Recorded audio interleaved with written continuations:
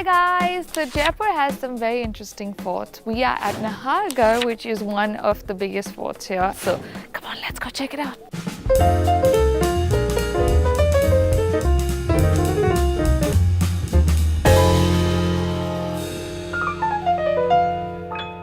The tickets are fairly reasonable. It's 20 rupees for Indian nationals and 50 rupees for foreigners. Now let's check out the fort. So there's a very interesting story behind how Nahargarh got its name. Now when they started construction work here, the workers found that every evening there was some sort of disturbing, strange activity, and in the morning everything they constructed the previous night was destroyed.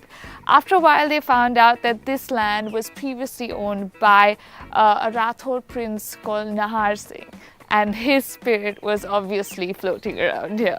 So then they built a small fortress to appease the soul and call this fort Nahargarh. Apparently somewhere in this fort there is a hidden passage leading back to the city palace. Now this was built so in case there was an enemy attack, the royal family could escape to the fort. So this is the main palace at the fort. Apparently the king had 9 wives. These were their 9 apartments. So he would just come in here and they wouldn't know whose apartment he's going to.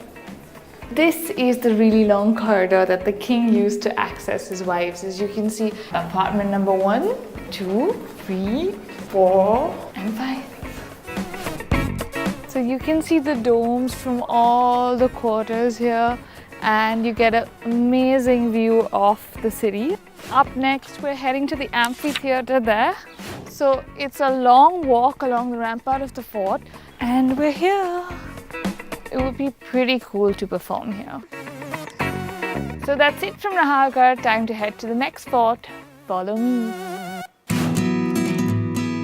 So up next we have Jaigarh Fort. We're outside the ticketing counter and the tickets are about 35 rupees for Indians and 85 rupees for foreign nationals. So let's check it out. Come on. They've got this cobble pathway and these lovely arches that you walk through. Absolutely lovely.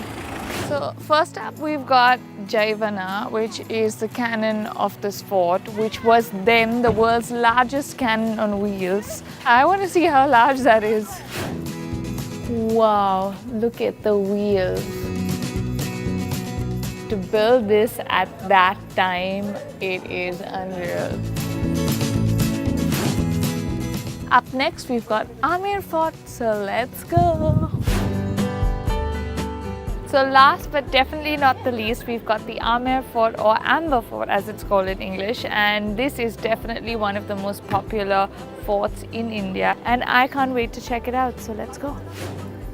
So the Amber Fort was built by Raja Man Singh, who was also one of Akbar's Navratnas. Now the tickets for foreign nationals are 200 rupees and for Indians it's 25 rupees.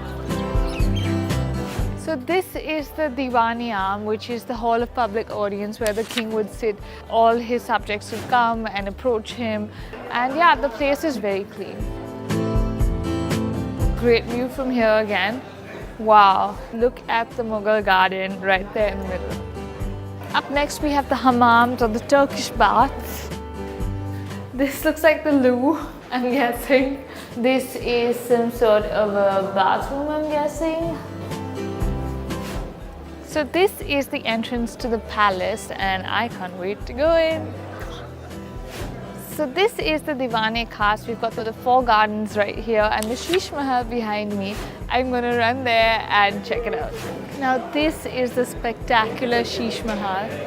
So Sheesh means glass. Now the story behind the Sheesh Mahal is actually the queen loved to sleep under the stars, but the king didn't want her to sleep outdoors. So he got his architects to build this, because when you look at the ceiling, it looks like there's stars twinkling, so she could sleep here and feel like she was sleeping outdoors. Wow, that's true love. So this is the end to our 4th episode. If you like this one, give it a thumbs up, comment below and tell me which was your favorite of the 3. This one definitely is my favorite. And make sure you subscribe. See you guys. Bye.